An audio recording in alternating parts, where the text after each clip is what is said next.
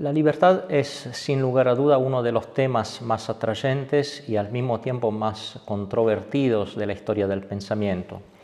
En el pasar de los siglos han sido muy numerosos los estudios para penetrar su naturaleza y para estudiar sus dinamismos, especialmente en la época moderna y contemporánea.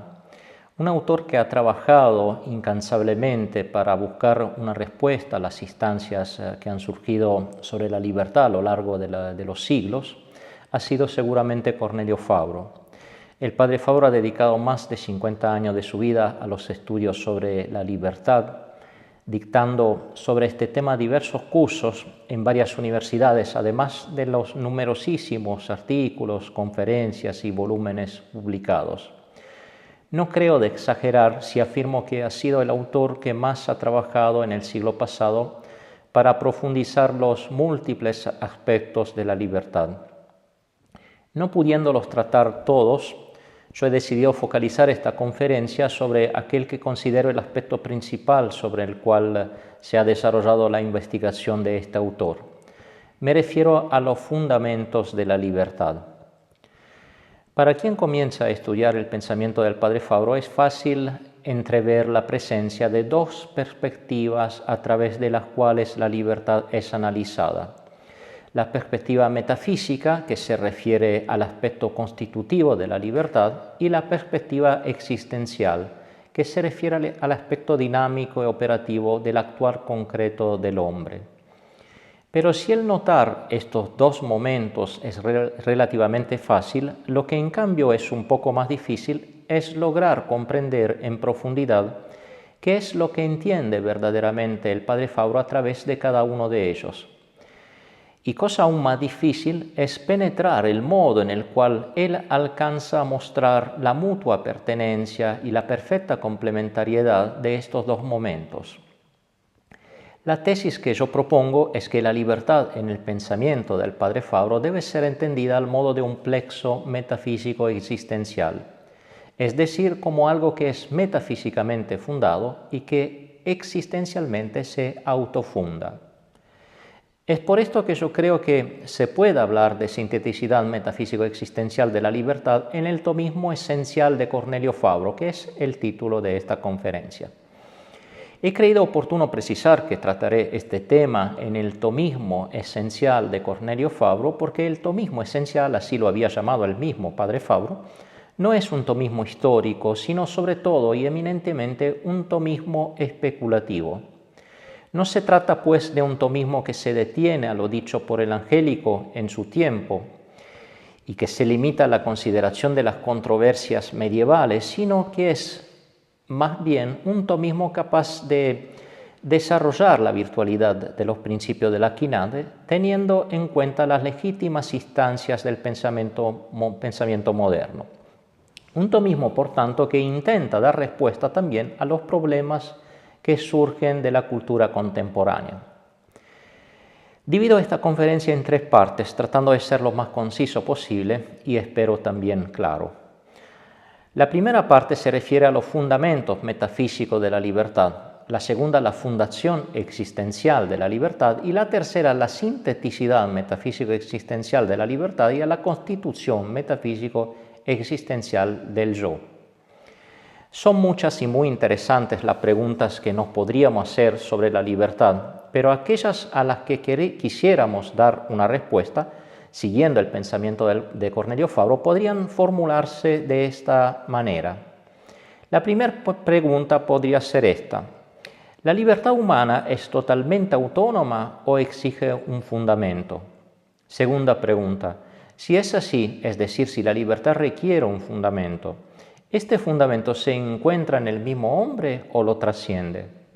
Tercera pregunta: si la libertad estuviera fundada metafísicamente y por tanto dependiera de un ser trascendente, ¿esto no estaría en contradicción con la presunta independencia del sujeto libre?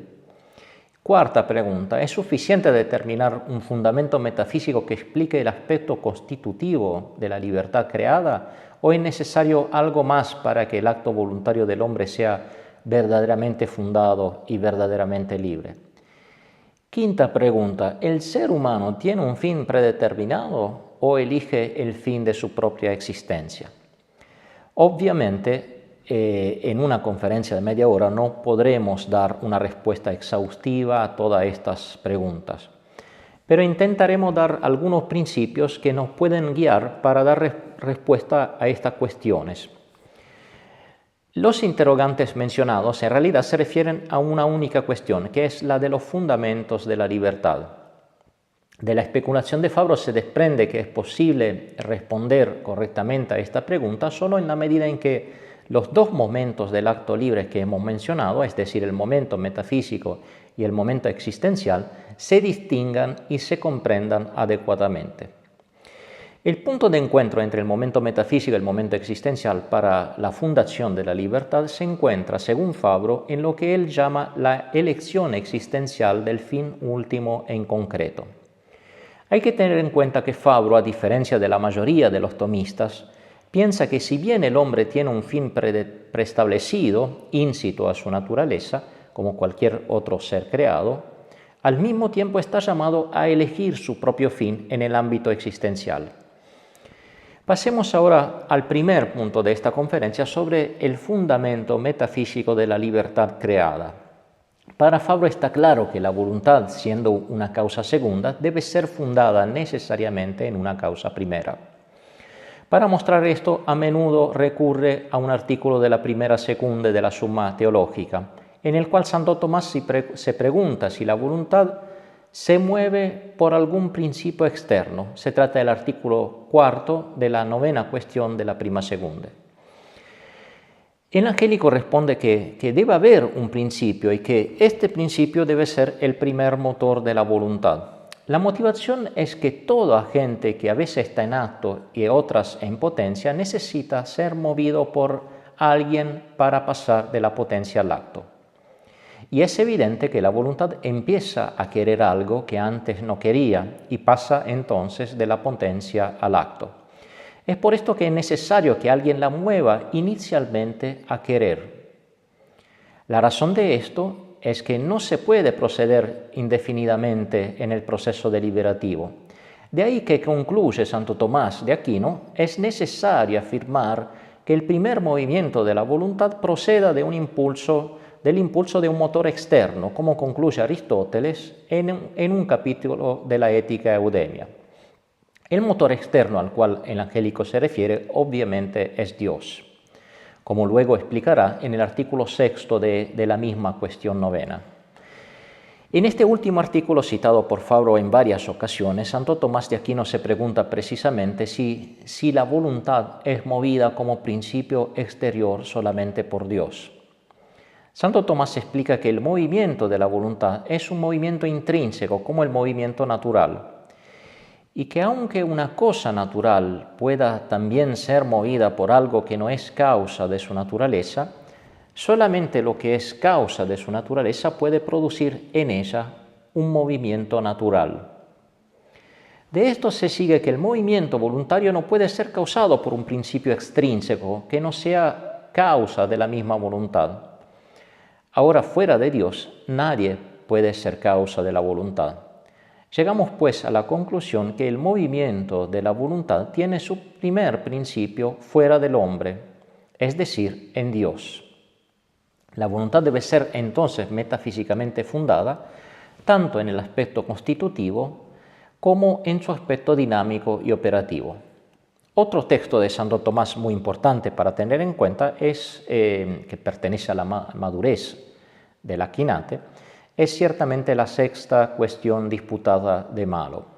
Fabro dice que en esta cuestión se encuentra la enunciación más completa y más profunda de la dialéctica de la libertad humana. Nosotros no podemos analizarla aquí, pero todos ustedes la pueden estudiar si les interesa profundizar la libertad. Otra cuestión que se nos presenta ahora y que ha sido fuente de acalorados debates, no solo en el campo filosófico, sino también en el campo teológico, es la cuestión que toma en consideración el cómo las dos causalidades que hemos mencionado entran en relación, Dios como causa primera, causa trascendente, y la voluntad humana como causa segunda.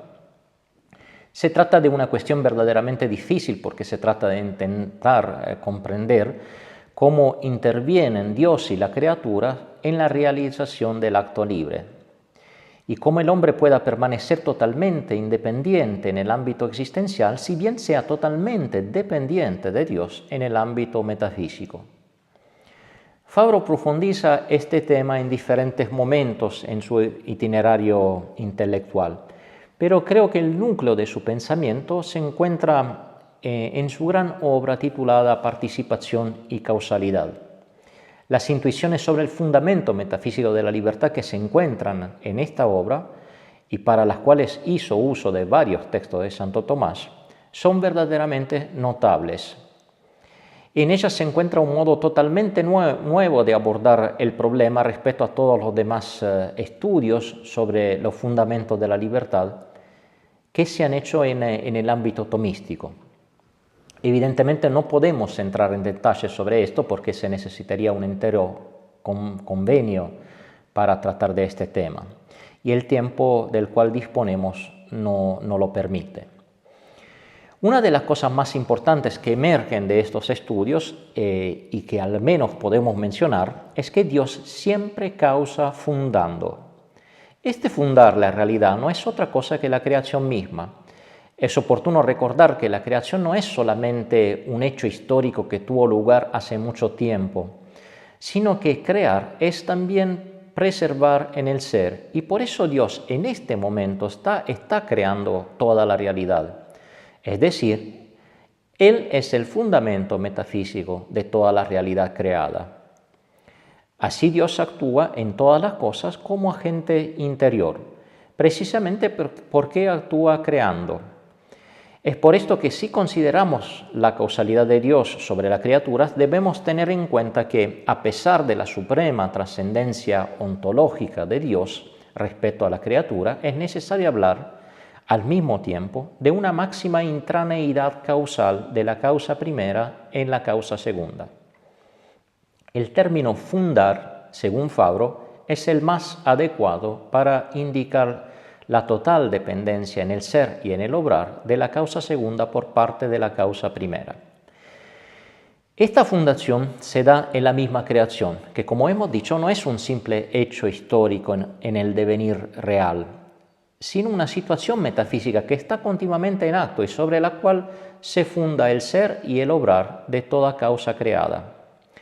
Es por esto que la intromisión de la causa primera en la causa segunda no constituye una justa posición de causalidad a causalidad, sino un fundamento en el sentido más intensivo. Y esto obviamente se aplica también a la libertad, porque de hecho también la libertad es una causa fundada. Las reflexiones de Fabro sobre la fundación metafísica de la libertad, sin embargo, no surgieron solamente de los principios de Santo Tomás, sino que también han sido sugeridas por sus estudios sobre Søren Kierkegaard. El texto en el que el padre Fabro encuentra la expresión teórica más alta y rigurosa de los fundamentos metafísicos de la libertad es un pasaje del diario de Kierkegaard que él escribe en el 1846. Sería interesante leerlo y analizarlo, pero se trata de un texto muy complejo y el tiempo disponible no lo permite. A través de estos textos de Santo Tomás y del filósofo danés, Fabro logra ver cómo solo la omnipotencia divina puede crear un ser libre, y como este último, aunque sea metafísicamente dependiente del Creador, también puede ser existencialmente independiente en las elecciones que hace a través de su libertad. Crear esta independencia dependiente o esta dependencia independiente, que si se prefiere, es posible solo a la omnipotencia.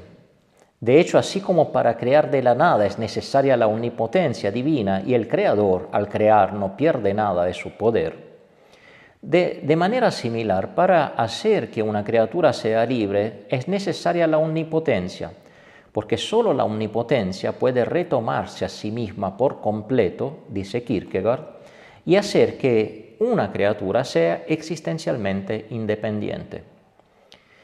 Quien posee una perfección por esencia la participa sin perder nada de lo que posee. Así Dios, que es ser y libertad por esencia, participa tanto el ser como la libertad sin perder absolutamente nada, ni de su ser ni de su libertad. Por esto, Él es capaz de crear no solo la totalidad del mundo visible que mueve según las leyes de la necesidad, sino también el invisible mundo del espíritu, que mueve con extrema ligereza, suaviter o inclinando interiormente, dice Santo Tomás.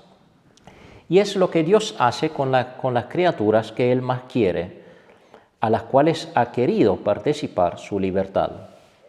Fabro entonces, en lo que respecta a los fundamentos metafísicos de la libertad, ve una convergencia de fondo entre el pensamiento de Santo Tomás y el pensamiento de Kierkegaard.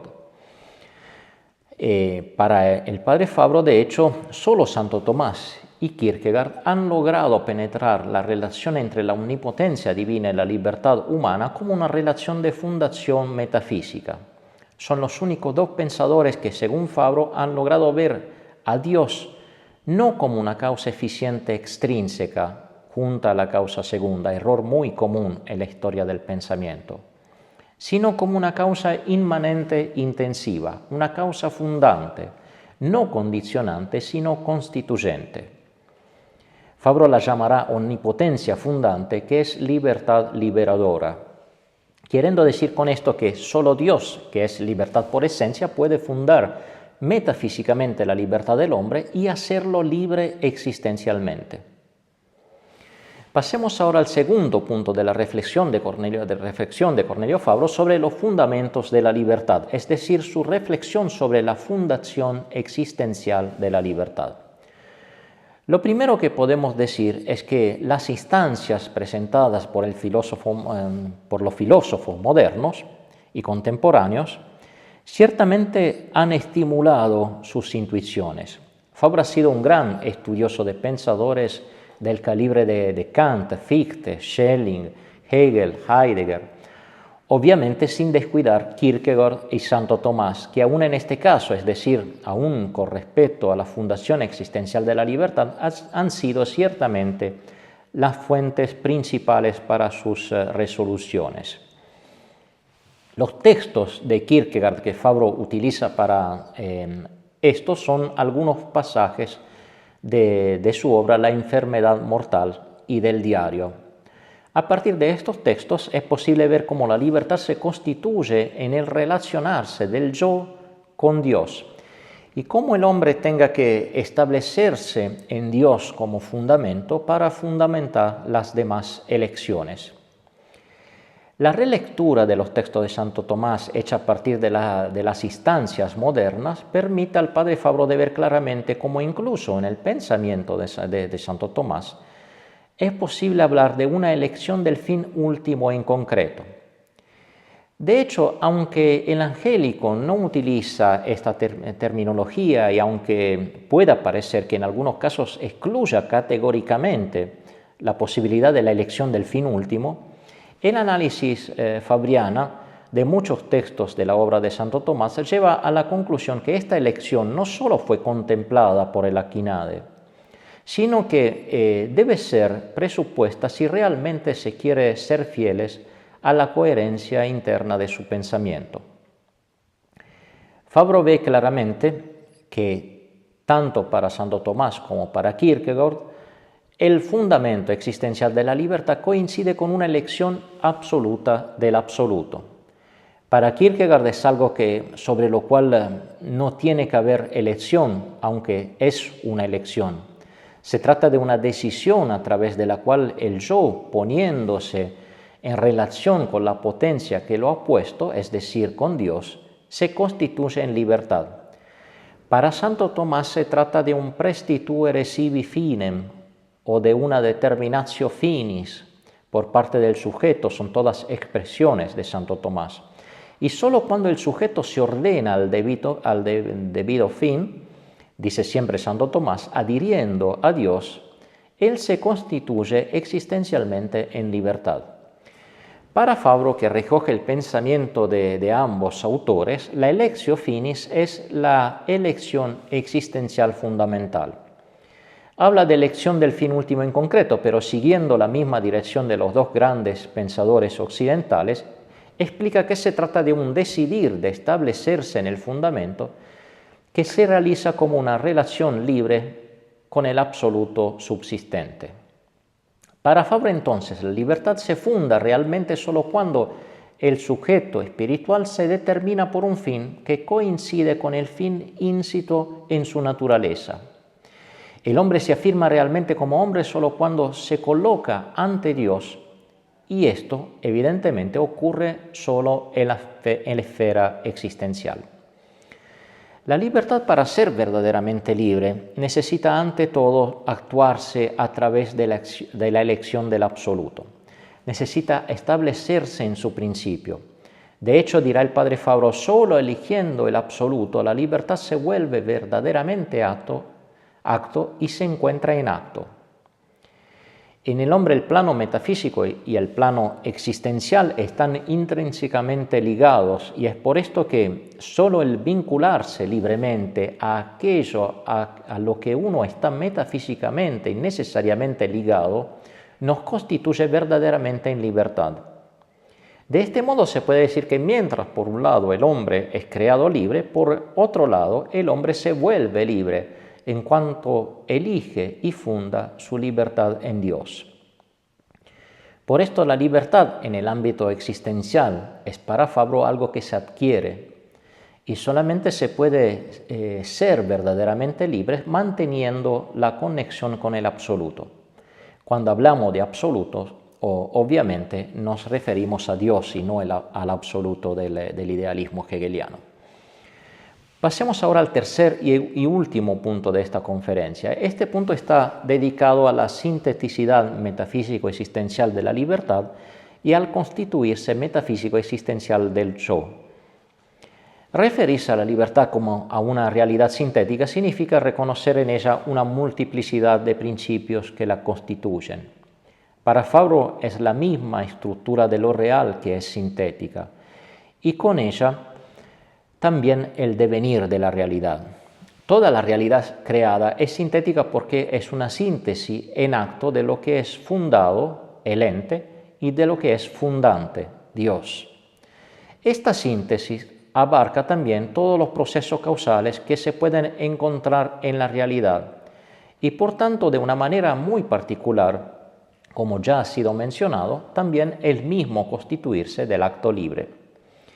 Después de varios años de estudio sobre este tema, yo creo de poder decir, siguiendo los principios que nos ofrece el padre Fabro, que podemos hablar de una doble sinteticidad de la libertad. Por un lado tenemos una sinteticidad dinámico-constitutiva que se refiere a la necesaria dependencia de la causa segunda por parte de la causa primera, y por otro lado está la que podríamos llamar sinteticidad metafísico-existencial, y que solo se realiza cuando el fin al cual el sujeto decide libremente adherir coincide con el fin último íncito en su propia naturaleza. Esta última sinteticidad, que se realiza solo en algunos casos, depende de las elecciones de la persona en la esfera existencial y presupone necesariamente la sinteticidad dinámico-constitutiva. También con respecto al yo es posible hablar de sinteticidad metafísico-existencial. La libertad y el yo para Fabro son realidades íntimamente relacionadas, tan relacionadas que él habla de mutua pertenencia de la libertad y del yo. De hecho, es precisamente a través de los actos libres que el yo se constituye, se genera y se configura existencialmente. La libertad es el fundamento del yo. Esto significa que el yo se constituye existencialmente a través de la libertad, pero al mismo tiempo la libertad se actúa a través del yo. Libertad y yo se pertenecen mutuamente como lo cóncavo y lo convexo. Además de la mutua pertenencia e interdependencia de la libertad y del yo creo que es necesario hablar de sinteticidad constitutiva y existencial para cada uno de ellos. Para entender bien el pensamiento del padre Fabro sobre el yo, una de las cosas que yo creo necesaria es, para no caer en confusión, es ante todo aclarar lo que entiende el padre Fabro con este término. Él lo usa principalmente de dos maneras. A veces habla de yo individual o persona, mientras que en otros casos utiliza la expresión yo existencial. Evidentemente no se trata de dos yoes, sino de dos aspectos del mismo sujeto. Cuando habla del yo individual o persona, Fabro se refiere al sujeto en su aspecto constitutivo, que tiene un actus essendi, y este es lo que hace que sea una persona subsistente. Para que se entienda, esto es lo que hace que yo sea la misma persona desde que nací hasta ahora. Cuando Fabro habla en vez del yo existencial, se refiere a la subjetividad que se constituye, se configura existencialmente a través de los actos libres y que por esto está en continua evolución. Y es en este sentido que se puede decir que yo no soy el mismo de hace 25 años, no tanto por los cambios que hubo en mi aspecto físico exterior, sino por los cambios que ha habido en mis estructuras existenciales y que tienen su raíz en mis actos libres. Después de estas y otras aclaraciones terminológicas, es posible comprender más en profundidad lo que Fabro quiere decir cuando afirma que el yo es el principio inmediato, absoluto, para la elección existencial del fin y para las elecciones posteriores en vista del fin. Esta consideración del yo como primer principio de las elecciones del sujeto de hecho puede referirse, en mi opinión, tanto al yo individual o persona, que es el principio de todos los actos en un nivel constitutivo, y esto porque acciones sunt suppositorum, es decir, las acciones son de las personas, como también se puede referir al yo existencial, porque de hecho toda elección presupone siempre un trasfondo existencial subjetivo a partir del cual el sujeto elige, y que es también principio en el ejercicio del acto de elección. Sin embargo, el yo existencial, además de ser el principio de las elecciones del sujeto, también y al mismo tiempo es el resultado de estas elecciones. Uno de los grandes reproches de Fabro a la filosofía moderna y contemporánea ha sido aquel de haber disuelto el individuo y despersonalizado el sujeto. Esto se ve claramente en las sociedades que han fundado su praxis sobre los principios de la filosofía moderna. Pensemos a la despersonalización del sujeto obrada por el comunismo o por el nacionalsocialismo en el siglo pasado. Una sólida defensa del individuo contra la disolución del yo obrada por el pensamiento moderno se encuentra, según el padre Fabro, en el existencialismo metafísico de Kierkegaard, el cual en su obra La enfermedad mortal trata este problema presentando su profunda especulación sobre el yo como realidad sintética. Es principalmente esta la obra en la cual Fabro se basa para sus desarrollos sobre el yo. Para Fabro, lo que diferencia la concepción kierkegaardiana del yo de cualquier otra, ya sea idealista o realista, se encuentra en la originalidad del pensamiento del filósofo danés de alcanzar ver el yo como una síntesis. En su compleja explicación, la compleja explicación que hace Kierkegaard, él presenta el yo como una relación que se relaciona consigo mismo. El yo, sin embargo, está llamado a tomar conciencia de que ya existe una relación y que esta relación ha sido puesta por alguien que la trasciende. Es por esto que al momento metafísico, al momento existencial, hay que presuponer un momento metafísico constitutivo. El hombre es una síntesis de finito y de infinito, de tiempo y de eternidad, de posibilidad y de necesidad. Una síntesis es una relación entre dos principios, pero esta relación aún no es un yo. El yo se convierte verdaderamente en un yo cuando al relacionarse consigo mismo, dice Kierkegaard, queriendo ser sí mismo, el yo se funda en la transparencia con la potencia que lo ha puesto.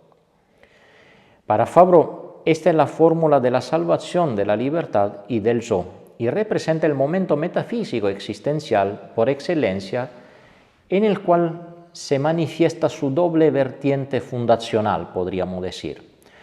Por un lado, de hecho, el yo está fundado metafísicamente por parte de la potencia poniente, es decir, por Dios.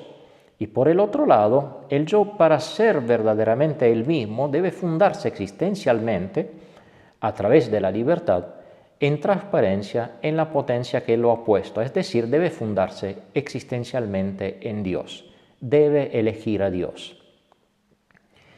Es por esto que también en lo que respecta al yo, al igual de lo que se ha dicho de la libertad, creo que es necesario hablar de sinteticidad metafísico-existencial. La solución entonces para una correcta noción de libertad y para una correcta noción de subjetividad no se encuentra en una disolución de uno de los dos momentos en el otro, como de hecho ha sucedido a lo largo de la historia del pensamiento, sino que se encuentra en el reconocer la síntesis de estos dos momentos. La libertad es verdaderamente libre solo cuando, además de estar fundada metafísicamente, se funda existencialmente en Dios. Y el hombre es verdaderamente él mismo y su yo encuentra su plena realización solo cuando, además de estar fundado metafísicamente por la participación de su acto de ser, se coloca delante de Dios y decide fundarse en transparencia en su principio.